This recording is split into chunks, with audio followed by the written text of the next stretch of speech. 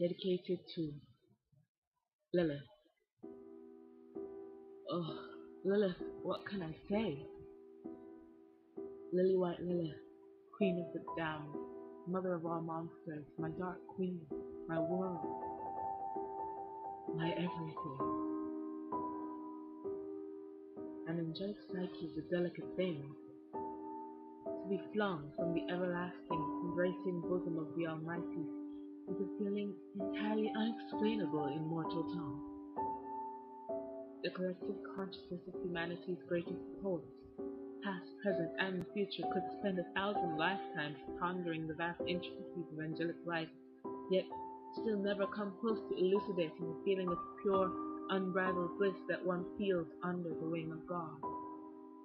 And yet, there came a moment in my eternal lifetime, millennia after the fall of the one you call the devil, a moment of pure crystallization, when I committed the ultimate sin an angelic being is capable of.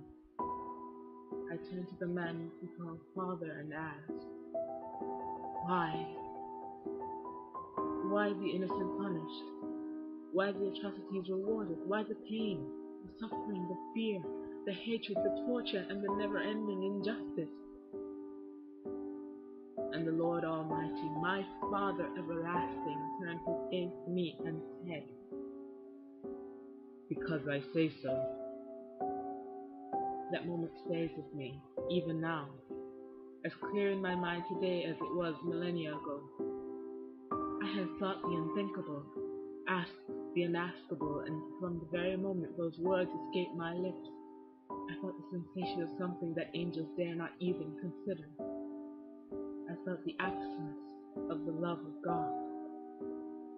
The tender, loving gaze of my Lord had been replaced with a paranoid, scrutinizing glare that burned me to my core.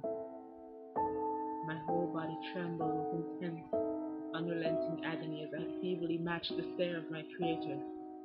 And yet, underneath the pain that seemed to stretch a lifetime, something stirred deep down inside me. As I stared into my Father's eyes, I glimpsed behind the veil of hatred and scrutiny, and there lay something even God himself dared not imagine. Fear. My mind wandered as I descended into the abyss. Falling for what felt like an eternity gave me ample time to recall the events that had led to my inevitable dismissal from the city within the Golden Gate. Only once before had my Father's judgment been called into question, and that particular moment of descent led to a war the scale of which humanity has thankfully never experienced.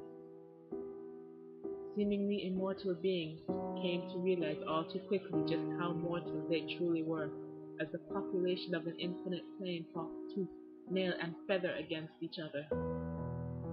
Blade crashed against blade, wings were ripped and broken, and the eternal promise of everlasting paradise was shattered forever.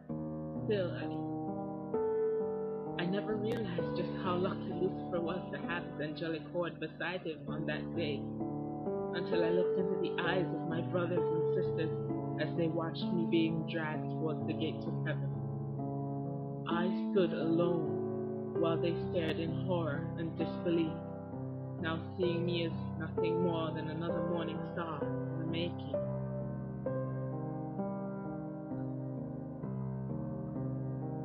For a single, brief moment, I actually felt a connection with the mortal plane, unlike anything I'd ever experienced before. For all the sympathy and tears I shed in the name of your kind, for all the trouble it had now brought me, for all the pain I endured watching what he put you through. I never truly understood what it must feel like to live as you do, until I knelt in front of the hellmouth and wept. I wept as I sat, staring through the portal at the fate that now awaited me. And for that brief yet seemingly endless moment, an utterly unangelic notion entered my mind, and I I wished for someone to stand beside me and speak up.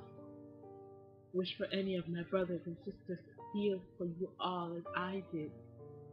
I wished, having never needed to wish for anything before, and I wept as the revelation swept over me that I was no longer an angel, no longer welcome in the city behind the golden gate, no longer the kin of my former brothers and sisters.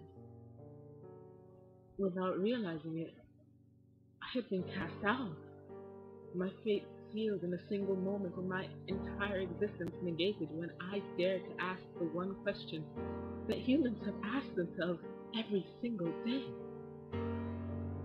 Those I once loved screamed demon as I was tossed through the portal and abandoned, but the truth of the matter is, I had never felt more human than during the immeasurable time spent falling from grace. I watched as frail bodies fell in parallel with my own as I descended into the kingdom of Lucifer. Thousands upon thousands of so-called sinners made their journey to hell alongside me. I heard screaming, crying, begging. All manner of sorrow and regret echoed around me. I became numb as my mind attempted to ignore the endless call of the damned. Sadly, this sensation of listless detachment was all too fleeting as I finally came crashing down on the scorched earth that was to be my